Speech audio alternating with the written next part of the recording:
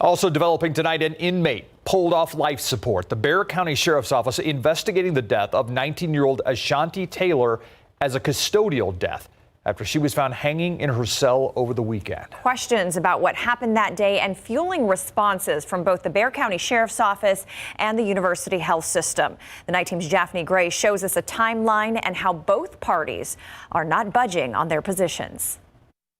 I believe she was suffering from some sort of mental illness, which time and again I've said that this Bexar County Jail is not a place for people who are mentally ill. It all started July 4th. Police records say 19-year-old Ashanti Taylor had checked out of a psychiatric facility. 2 days later, she showed up to a home where she was staying. A family member told Taylor that she couldn't stay at the home if she was going to disappear days at a time. Police say Taylor became angry, threatening that family member and threatening to burn down the house. That day, July 6th, she was booked on a misdemeanor charge for making a terroristic threat against a family member. During that booking, Taylor told police that she would kill herself, quote, the first chance she got. That chance came July 18th when Bexar County deputies say Taylor tried harming herself by drinking cleaning supplies. Fast forward Saturday, July 27th at 11 p.m., Taylor was found hanging from a bedsheet in her cell.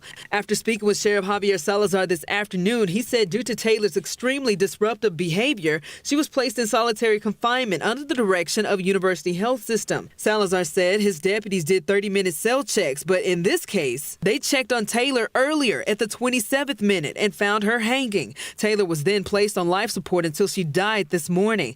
Salazar said Taylor's actions were very violent to where she was in and out of various stages of lockdown, like full suicide precaution, or FSP. That's a very intensive supervision area of the jail. However, at several times during the process, she was cleared from FSP to go into another different kind of status, and which is what we did. But every time under the direction of UHS medical staff. Today, UHS released another statement standing by their initial response, stating Taylor was placed in solitary confinement against their recommendations. Salazar disagrees. Every move that was made with this inmate was made under the direction of UHS. And although, under certain circumstances, we have the right to overrule or override medical staff, the fact is we don't do that.